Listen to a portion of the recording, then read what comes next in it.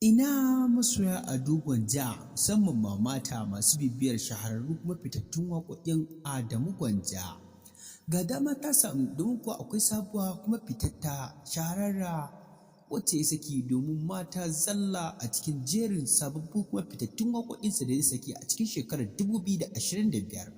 Sai ku gyara zama domin jin lokacin da za a fito muku da fitatta kuma sabuwar wannan waƙa ni da mata. Tabbas dukkanin waɗanda suka saba jin waƙoƙin Ado Gwanja sun tabbatar da cewa Adamu Gwanja mafi akasarin waƙoƙinsa yana yi ne wato ɓangaren mata, domin kuwa a yanayin waƙoƙinsa daban-daban yana bayyana cewa shi dama na mata ne a cikin waƙoƙinsa daban-daban da yake saki.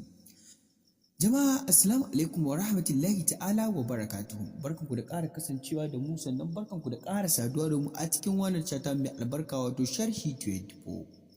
Idan wannan yana ɗaya daga cikin zuwanka ko kuma ziyartar ka wannan chata mai albarka na farko, kai kokari wurin danna mana alamar subscribing ko sharing ko liking domin ci gaba da samun fitattu kuma shahararrun bidiyon mu da zaran mun dora. Domin haka yana ɗaya daga cikin abin da yake ƙara mana ƙwarin gwiwar ci gaba da zaƙulo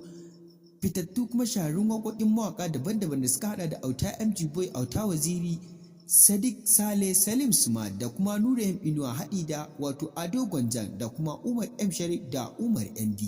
Duk dai a cikin wannan chata mu ta sharhi 24 za mu kokari gurin zakulo muku kyawawa kuma daɗaɗan waƙoƙinsu da suke saki a cikin shekarun da suka gabata. A halin yanzu dai a shekarar 2025 kamar yadda muka sanar da kai cewa Ado Gwanja ya shiga cikin jerin mawaƙan da za su fito da zafafa kuma daɗaɗan waƙoƙi masu matuƙar ilmantarwa da nishaɗantarwa da wato wa'azantarwa kamar yadda suka saba a koda yaushe. A wannan karan ma dai a cikin jerin waƙoƙin Ado Gwanja musamman ma waɗanda su fi ɗaukar hankali ita ce fitatta kuma shahararriya mashahuriyar waƙarsa wato ni da mata, wadda zai sake ta nan ba da jimawa ba. Da zarar ya saki kuma a cikin wannan chata mai albarka wato sharhi 24 za mu yi ƙoƙari gurin sanar da kai lokacin da za a saki wannan waƙa da kuma ran da aka sake ta da kuma inda za ka je ka same ta ba tare da ɓata lokaci ba. Tabbas